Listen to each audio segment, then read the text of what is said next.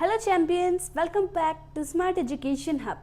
आज हम मैथ्स को सबसे आसान और इंटरेस्टिंग वे में सीखने वाले हैं। नो कन्फ्यूजन, नो फियर, बस कंसेप्ट्स को क्लियर करना है और स्मार्ट ट्रिक्स को यूज़ करना है। स्वागत है आप सभी का हमारे यूट्यूब चैनल पर, जहां पर मैथ्स सिंपल बनता है, कंसेप्ट क्लियर होते हैं और याद करना ईजी हो जाता है। चलिए अब इस न्यू जर्नी को आगे बढ़ाते हैं। आज हम बात करने वाले हैं चैप्टर 7 के बारे में, जिसका नाम है fraction. What is the meaning of fraction? Fraction का मतलब क्या होता है? It is a part of whole. It is a part of whole thing. मतलब किसी भी पूरी चीज का ये एक पार्ट होता है। फॉर एग्जाम्पल हम ले लेते हैं, जैसे कि एक एप्पल है और दो बच्चे हैं। इन दोनों को ये एप्पल खाना है, बट एप्पल तो एक ही है ना। फिर ये क्या करेंगे, इसको सिंपली हाफ में कट कर लेंगे। एक एप्पल इसका हो जाएगा और एक एप्पल इसका हो जाएगा, जिसको हम कहेंगे 1/2, यानी कि 0.5 या हाफ। ओके, मतलब बीच में से कट किया तो आधा इसको मिल गया, आधा इसको मिल गया, यानी कि 2:2 का मतलब है कि इसके 2 पार्ट्स हो गए, और इस 1 का मतलब है कि एक बच्चे को एक पार्ट मिल गया। जब हम ऐसी फॉर्म में कोई भी नंबर लिखते हैं उसको हम कहते हैं फ्रैक्शन। क्या कहते हैं? फ्रैक्शन। अब इसी का हम एग्जांपल ले लेते हैं। अब हम समझते हैं इन दो नंबर्स को 1/2। इसको हम बुलाते हैं 1/2। 1/2 यानी कि 1 को 2 से डिवाइड किया गया है। ये जो ऊपर वाला नंबर है ये तो हो गया हमारा न्यूमरेटर, और ये जो नीचे वाला नंबर है उसको हम कहेंगे डिनोमिनेटर। इजीली आपका समझ में आ गया होगा। जो ऊपर वाला नंबर होता है वो तो होता है हमारा न्यूमरेटर, जो नीचे वाला नंबर होता है वो होता है हमारा डिनोमिनेटर। ये तो अब मैंने आपको समझा दिया है। चलिए अब हमारे नेक्स्ट टॉपिक पर आते हैं। अब हमारा अगला टॉपिक है इक्विवेलेंट फ्रैक्शन। क्या है? Equivalent fraction. अब इक्विवेलेंट फ्रैक्शन कौन से फ्रैक्शंस होते हैं? इक्विवेलेंट फ्रैक्शंस वो होते हैं जो 2 या फिर उनसे ज़्यादा होते हैं। 2, 3, 4, 5 जितने भी हो सकते हैं उतने होते हैं, यानी कि 2 और more fractions having the same value are known as equivalent fraction. यानी कि 2 या फिर और फ्रैक्शंस जिनकी सेम वैल्यू होती है। फॉर एग्जाम्पल हमने एक सर्कल ड्रॉ किया। अब इसमें मैंने एक लाइन ड्रॉ की। ये दोनों हाफ पोर्शंस में हो चुके हैं। एक साइड को मैंने शेड कर दिया, मतलब ये साइड अब शेडेड हो चुकी है। इसको हम कैसे लिखेंगे? 1/2, यानी कि 2 पार्ट्स हैं इस सर्कल के और उनमें से एक शेडेड हो चुकी है।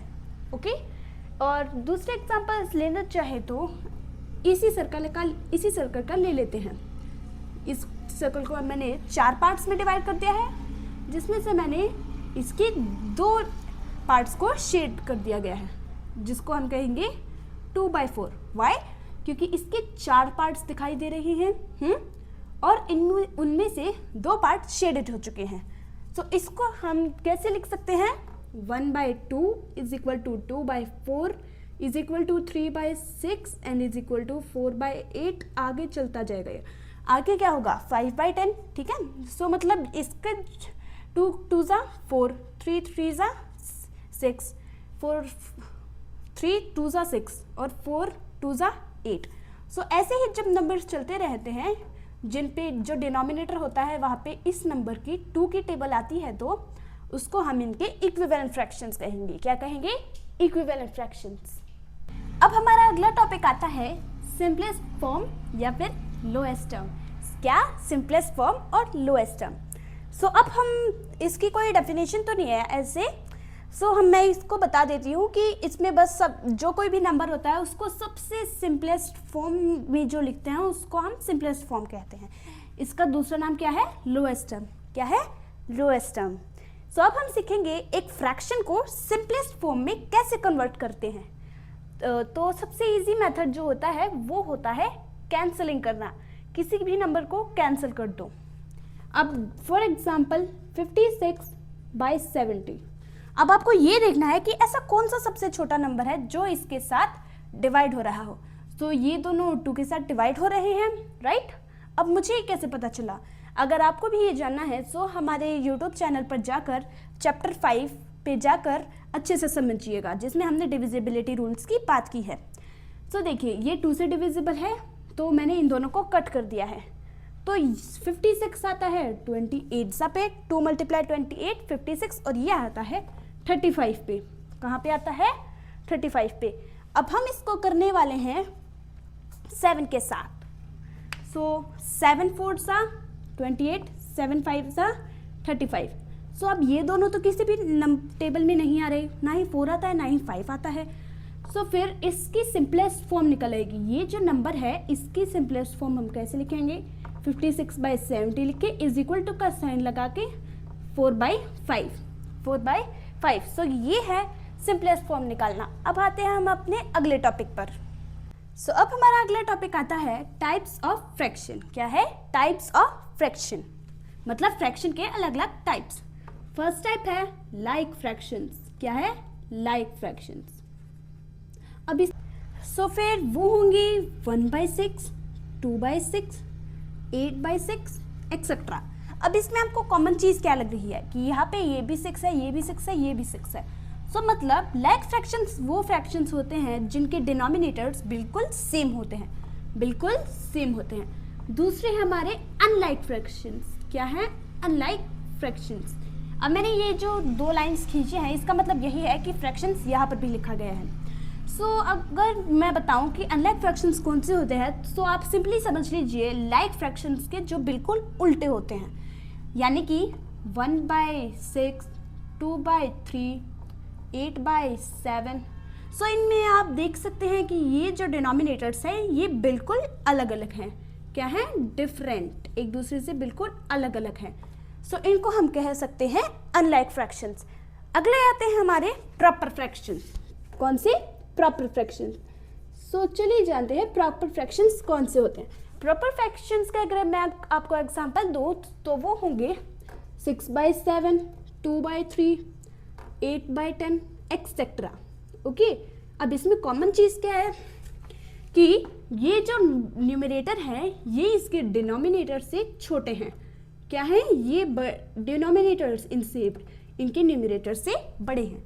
वो नंबर्स जिनके डिनोमिनेटर्स उनके न्यूमरेटर से बड़े हों उनको हम कहेंगे प्रॉपर फ्रैक्शन। क्या कहेंगे? Proper fraction. अब अगला आता है हमारा इम्प्रॉपर फ्रैक्शन। Improper fraction. अब ये भी मान लो कि ये इसका बिल्कुल उल्टा है, जिसमें न्यूमरेटर्स बड़े होते हैं और डिनोमिनेटर्स छोटे होते हैं। मान लो इसके उल्टे ही लिख दो 7/6, 3/2, 10/8। अब इसमें देख सकते हैं कि इसके जो डिनोमिनेटर्स हैं ये इससे छोटे हैं, राइट। फिर इन्हीं को हम कहेंगे कि जिनके डिनोमिनेटर्स छोटे होते हैं उनके न्यूमरेटर्स के कंपैरिजन में उनको हम कहेंगे इम्प्रॉपर फ्रैक्शन। क्या कहेंगे? Improper fraction. नेक्स्ट आते हैं हमारे मिक्स्ड फ्रैक्शन। यहाँ पे लिख देती हूँ मैं, मिक्स्ड फ्रैक्शन। अब मिक्स्ड फ्रैक्शन के एग्जांपल दूँ वो होगा 3/4/7। अब आप सोचेंगे ये कैसा नंबर लिखा हुआ है? इन्हीं को कहते हैं मिक्स्ड फ्रैक्शन, जिसमें सब कुछ मिक्स्ड हो। यहाँ पर ये जो 3 है ये तो माना जाएगा हमारा एक नेचुरल नंबर। क्या माना जाएगा? एक नेचुरल नंबर। और ये जो है ये माना जाएगा एक प्रॉपर फ्रैक्शन। क्या माना जाएगा? Proper fraction. मतलब देखिए मिक्स्ड फ्रैक्शन बनाना है सिंपली एक नेचुरल नंबर लेना है। अब नेचुरल नंबर कौन से होते हैं? जिनमें 0 इंक्लूड नहीं होता। अगर और अच्छे से समझना है हमारे यूट्यूब चैनल पर जाकर फर्स्ट चैप्टर में समझ सकते हैं। हमने उसमें नंबर्स, अलग अलग नंबर्स के बारे में ही बात की है। नेचुरल नंबर्स वो होते हैं जिनका जो 0 से अलग होते हैं, जिनमें 0 इंक्लूडेड नहीं होता। और ये जो नंबर लिखा हुआ है ये प्रॉपर फ्रैक्शन होते हैं, प्रॉपर, जिनके डिनोमिनेटर्स बड़े होते हैं। ओके। इनको हम कहेंगे मिक्स्ड फ्रैक्शन। अब हम बात करेंगे मिक्स्ड फ्रैक्शन को इम्प्रॉपर फ्रैक्शन में कैसे कन्वर्ट करते हैं। सिंपली 7 को 3 से मल्टीप्लाई कर देना है और 4 ऐड कर देना है। 7 3 का क्या होता है? 21, और 21 में 4 ऐड किया आंसर क्या आएगा? 25। अब ये आंसर पूरा नहीं आएगा, हमें इसको फ्रैक्शन की फॉर्म में लिखना है। सो फ्रैक्शन के फॉर्म में लिखने के लिए आपको सिंपली ये जो प्रॉपर फ्रैक्शन दिया गया है इसका जो डिनोमिनेटर दिया गया है वो इसके नीचे लिख दीजिए, 25 के नीचे 7 लिख दीजिए। सो ये आपकी मिक्स फ्रैक्शन से इम्प्रॉपर फ्रैक्शन में कन्वर्जन हो जाएगा। सो ये मैंने सिखा दिया है कि मिक्स फ्रैक्शन को अब इसमें कैसे कन्वर्ट करते हैं। अब सीखेंगे हम कि इम्प्रॉपर फ्रैक्शन को मिक्स में कैसे कन्वर्ट करते हैं। ये 25 और 7 है, सिंपली इसको डिवाइड कर दो, इसको सीधा डिवाइड कर दो। सो ये तो इसके टेबल में नहीं आता और सबसे जो छोटा नंबर आता है वो है 21। सो 5 में से 1 गए 4, हमारा रिमाइंडर आ गया 4। और इसको कैसे लिखना है, 3 4/7 की फॉर्म में, जैसे यहाँ पे लिखा गया इज इक्वल टू 3 7/4। सो इसको ऐसी फॉर्म में लिखना है। सो अब हमारा अगला टॉपिक आता है कंपेयरिंग फ्रैक्शंस, यानी कि फ्रैक्शंस को कंपेयर करना। अब इसके भी अलग अलग टाइप्स होते हैं। क्या कौन से टाइप्स होते हैं कि कौन से फ्रैक्शंस को कंपेयर करना है। अब सबसे पहले हम सीखेंगे लाइक फ्रैक्शंस को कंपेयर करना, लाइक फ्रैक्शंस को कंपेयर करना। सो हम एग्जांपल ले लेते हैं 8/9 एंड 2/9। ये दोनों सेम है तो ये लाइक फ्रैक्शंस हो जाएंगे। सो अब इनको आपको एक सर्कल बना लेना है और उसमें लाइन ड्रॉ कर लेनी है, 4 8 और एक एक्स्ट्रा ड्रॉ कर दीजिए। अब इसमें से 8 पोर्शंस को फिलअप करना है, 1 2 3 4 5 6 7 एंड 8। एक पोर्शन रह चुका है। सो यही है 8/9। अब हम ले अगर 2/9 को, सो इसमें भी 1 2 3 4 एंड 5, यानी कि 9 लाइन्स खींच चुकी है। अब इसमें तो बस 2 ही पार्ट्स को शेड करना है। सो आप देख सकते हैं ये ज़्यादा शेडेड है ना। सो इसको सिंपली लिख के 8/9 और ऐसे का सिंबल बना लीजिए। इसका मतलब ये होगा कि 8/9 2/9 से बड़ा है। कैसे, यहाँ पे ज़्यादा शेडेड सर्कल्स हैं, ज़्यादा शेडेड पार्ट्स हैं, यहाँ पे तो बस 2 ही हैं। सो इसको हम मान लेंगे कि ये 8/9 2/9 से बड़ा है। अब हम कंपेयर करना सीखेंगे अनलाइक फ्रैक्शंस को। किसको, अनलाइक फ्रैक्शंस को। तो चलिए सीखते हैं अनलाइक फ्रैक्शंस को कंपेयर करना। सो इसमें हम एग्जांपल ले लेते हैं 1/2 एंड 1/6 का, 1/2 एंड 1/6 का। सो अब देखिए सिंपली क्या करना है, इनको क्रॉस मल्टीप्लिकेशन करना है इनका। सो 1/2 एंड 1/6, इनका सिंपली आप क्रॉस मल्टीप्लिकेशन कर दीजिए। लेकिन उससे पहले अगर यहाँ पे 1 दिया गया हो तो क्रॉस मल्टीप्लिकेशन नहीं करना, वो तो जब यहाँ पे दूसरे नंबर्स दिए गए हो तब करना है।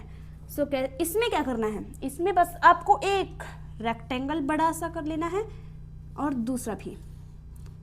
ओके, सो इसमें 1/2 यानी कि अब 2 पोर्शन ही होंगे और इसमें 6 1 2 3 4 5 एंड 6। अब इसमें तो बस 1 पार्ट ही शेडेड होगा और इसमें भी 1 ही पार्ट शेडेड होगा। अब इसमें तो बस एक ही रह गया और इसमें तो 5 रह गए हैं। सो ऑफकोर्स इसमें 1/2 बड़ा होगा। हाउ, क्योंकि देखो इसमें बस एक ही रहता है और इसमें 5 फिलअप करने रहते हैं, तो इसलिए 1/2 1/6 से बड़ा माना जाएगा। अब हम जानते हैं कि 6/11 एंड 3/19, 6/11 एंड 3/19। अब मैंने जैसा कि बताया था इसमें बस क्रॉस मल्टीप्लिकेशन करना है, जिसमें न्यूमरेटर्स अलग हों उनमें बस क्रॉस मल्टीप्लिकेशन करना है। अब देखिए यहाँ पे एंड को हटा के क्रॉस मल्टीप्लिकेशन मतलब एक एक्स का साइन बना दीजिए या फिर क्रॉस भी बोल सकते हैं यहाँ पे से, और एक दूसरे को मल्टीप्लाई कर दीजिए। अब 6 × 19 और 3 × 11। सो इस 6 × 19 का आंसर क्या आता है 144 और इसका आंसर क्या आता है 33। सो अब आप देख सकते हैं कि 144 33 से तो बड़ा ही है ना। सो हम इसको ऐसा सिंबल बना देंगे। सो इससे पता चल जाता है कि 6/11 इज बिगर देन 3/19। ओके, सो इससे आप अच्छे से इसको कंपेयर करना सीख सकते हैं। सो अब हम बात करते हैं addition and subtraction of fractions. So इसके भी अलग अलग टाइप्स होते हैं। सो चलिए पहले हम एडिशन पर आते हैं। सो लाइक फ्रैक्शंस का एडिशन कैसे करना है, लाइक फ्रैक्शंस का एडिशन कैसे करते हैं। हम एग्जांपल ले लेते हैं 4/11 एंड 3/11 का। 4/11 एंड 3/11 का जिसको एडिशन करना है तो यहाँ पे एंड की जगह प्लस का साइन आ जाएगा, प्लस का सिंबल आ जाएगा। सो सिंपली इन दोनों को तो हम सेम ही रहने देंगे और 4 और 3 को ऐड कर देंगे। 4 + 3 = 7। सो 7/11 हमारा आंसर आ जाएगा। इसको कहते हैं लाइक फ्रैक्शंस का एडिशन करना। अब सीखते हैं हम कि इन दोनों को सब्ट्रैक्ट कैसे करते हैं, इनका सब्ट्रैक्शन सीखते हैं। सो हम एग्जांपल लेते हैं 2/9 एंड 7/9 का। अब आप इसको कैसे सब्ट्रैक्ट करेंगे, सिंपली यहाँ पे एंड हटा के माइनस का साइन लगा दीजिए। बट 2 में से 7 माइनस नहीं हो सकता ना, वो तो नेगेटिव नंबर बन जाएगा और नेगेटिव नंबर आगे चल के हम पढ़ेंगे। सो फिर सिंपली इसको 7/9 में से माइनस कर दो 2/9 को। सो आपका आंसर क्या आ जाएगा 5/9। तो ये आ जाएगा आपका सब्ट्रैक्ट करना। सो अब हम चलते हैं नेक्स्ट टॉपिक पर। अब हम सीखेंगे अनलाइक फ्रैक्शंस का एडिशन। अनलाइक फ्रैक्शंस का एडिशन यानी कि अनलाइक फ्रैक्शन को ऐड कैसे करते हैं। अब इसका एग्जांपल हम ले लेते हैं 3/4 प्लस 5/6 प्लस 7/8। 7/8। अब इसमें आप देखिए ये जो डिनोमिनेटर्स हैं, इस टॉपिक को बहुत ध्यान से समझिएगा क्योंकि ये थोड़ा क्रिटिकल सा भी है। ये जो नंबर्स हैं इनका हमको सिंपली एलसीएम ले लेना है। यहाँ पे मैं रफ स्पेस बना लेती हूँ, तो रफ स्पेस।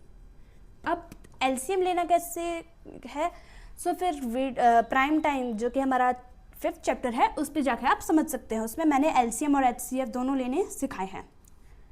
4, 6, 8। अब देखिए ये दोनों किस टेबल में आ रहे हैं, 2 की टेबल में आ रहे हैं, ठीक है।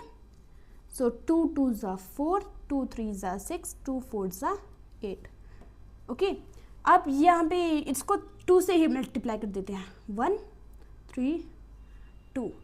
अब आप देख सकते हैं 3 और 2 है, ये किसी भी टेबल में नहीं आते। सो अपनी टेबल से इनको डिवाइड करना होगा। 1 को हम एज इट इज़ ही रहने देंगे। सो पहले हम 3 को ये कर लेते हैं 1 2 और अब 2 को कर लेते हैं 1 1 एंड 1। ये जो नंबर्स दिए गए हैं ना गाइस, इसको इन सबको मल्टीप्लाई कर देना है। 2 × 2 × 3 × 2। सो 2 2 ज़ा 4, 4 1 ज़ा 2, 4 1 ज़ा 4, 4 2 ज़ा 8, 4 3 ज़ा 12, 12 2 ज़ा 24। सो इसका एलसीएम निकल आएगा हमारा 24। क्या निकल आएगा 24। सो अब सॉरी गाइस, सो यहाँ पे आप ये लाइन खींच के 24 लिख लेना और फिर 4 की सिंपली देखना कि जो डिनोमिनेटर दिया गया है ना उसमें ये नंबर कहाँ पर आता है। ये तो कंफर्म है कि आएगा ही आएगा क्योंकि एलसीएम निकालने के बाद जो आंसर आता है वो इसमें तो आएगा ही आएगा। सो 4 की टेबल में 24 किस पर आता है, सो चलिए काउंट करते हैं। 4 1 ज़ा 4, 4 2 ज़ा 8, 4 3 ज़ा 12, 4 4 ज़ा 16, 4 5 ज़ा 20, 4 6 ज़ा 24। 6 पर आता है। सो इसको यहाँ पर 6 लिख लेते हैं और यह यहाँ पर जो ऊपर लिखा गया है उससे इसको मल्टीप्लाई कर देना है।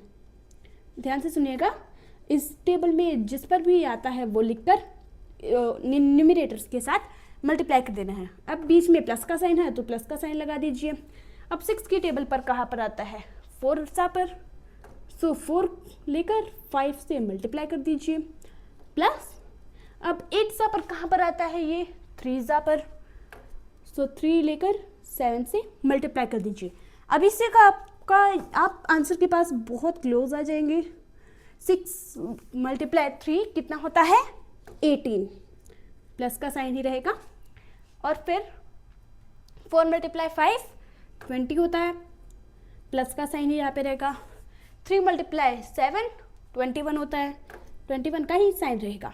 अब आप देख सकते हो 21 ही लिखा जाएगा। सो अब इन नंबर्स के बीच में जो ऑपरेशन किया गया है उसको आपको परफॉर्म करना है जिससे आपका आंसर इजीली निकल आएगा। सो इनको ऐड करने के बाद क्या आता है 59 और फिर आप इसको मिक्स्ड फ्रैक्शन में कर देना अगर यहाँ पे इम्प्रॉपर दिया गया है तो आपको कंपल्शन है कि इसको मिक्स फ्रैक्शन में करना ही करना है। सो अगर हम इसको मिक्स फ्रैक्शन में करेंगे तो हमारा आंसर आएगा 211/24। ओके, ये मिक्स फ्रैक्शन आ गया और ये हमारा इम्प्रॉपर फ्रैक्शन आ गया। सो ये मैंने सिखा दिया एडिशन करना। अब चलिए सब्ट्रैक्शन करना सीखते हैं। सो अब हम सीखते हैं कि अनलाइक फ्रैक्शंस को सब्ट्रैक्ट कैसे करते हैं। चलिए देखते हैं। जैसे हम एग्जांपल ले लेते हैं 7/12 एंड 3/18। 3/18 यहाँ पर एंड नहीं लिखा होगा, चाहे तो माइनस लिखा होगा चाहे फ्रॉम लिखा होगा। सो हम यहाँ पे माइनस का साइन लगा देते हैं।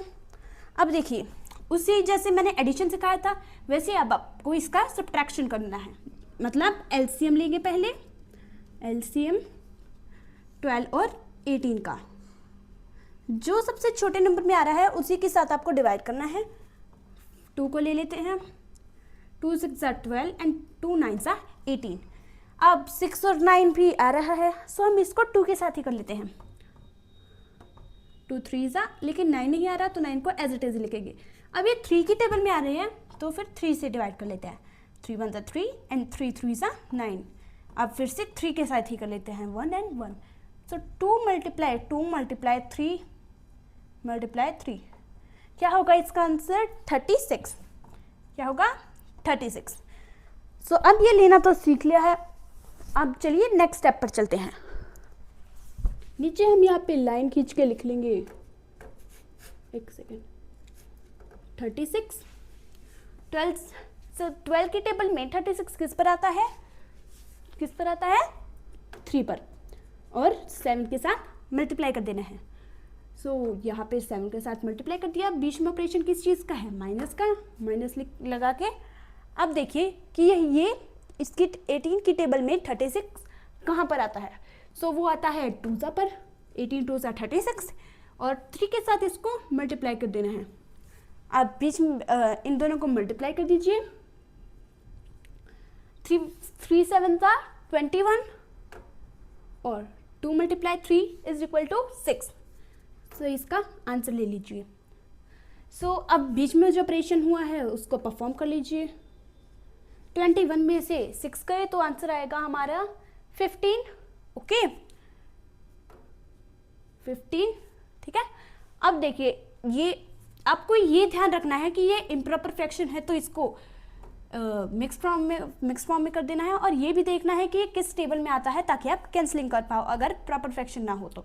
अगर ना ही ये कैंसलिंग में इंक्लूडेड हो रहा है और ना ही ये मिक्स फ्रैक्शन में चेंज किया जा सकता है, सो आप इसको एज इट इज ही लिख दीजिए। अब चलिए हम इसको डिवाइड करते हैं। सो ये 2 की टेबल में ये आ रहा है, ये तो नहीं आ रहा, तो 3 की टेबल में देखिए आ रहा है। सो फिर हम इसको इसके साथ डिवाइड कर देते हैं। सो 3 5 और यहाँ पे 3 12 जिससे हमारा आंसर आ जाएगा 5/12। सो ये तो आ गया हमारा आंसर। अब ये तो किसी टेबल में भी नहीं आ रहा और ना ही ये इम्प्रॉपर फ्रैक्शन बन पाया है, सो यही आपका आंसर आ जाएगा। इसको आप आंसर लिख सकते हो। Okay guys, so that's all for today's lesson. याद करते रहना, प्रैक्टिस करते रहना और बिलीव इन योरसेल्फ, बिकॉज जब कंसेप्ट्स क्लियर होते हैं ना, मैथ्स और इजी बनता जाता है। और हाँ, याद रखना कि मैथ्स में अच्छे मार्क्स लक की वजह से नहीं आते, बल्कि प्रैक्टिस की वजह से आते हैं। So keep solving, keep growing. Meet you in the next video. Till then, bye bye guys. और Smart Education Hub को सब्सक्राइब करना मत भूलना। Have a nice day guys. Take care.